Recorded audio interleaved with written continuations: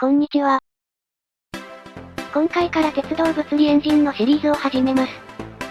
分岐器と転てつ機シリーズに続いて、列車走行を Unity の物理エンジンで再現していきます。仕組みを簡単に言うと、レール、車輪、台車、車体をオブジェクトとして形状や質量を設定して、車輪の動力により実際に走らせるというものです。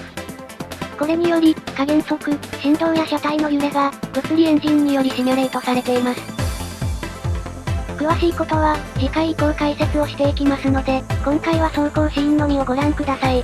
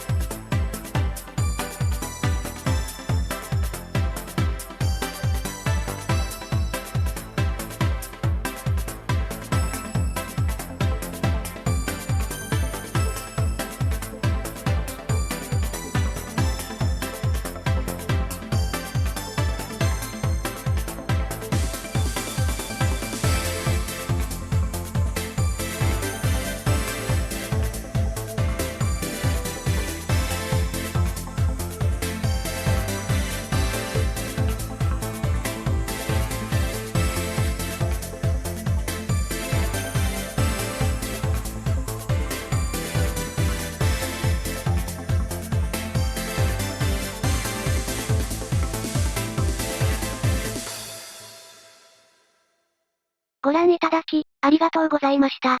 また、次の動画でお会いしましょう。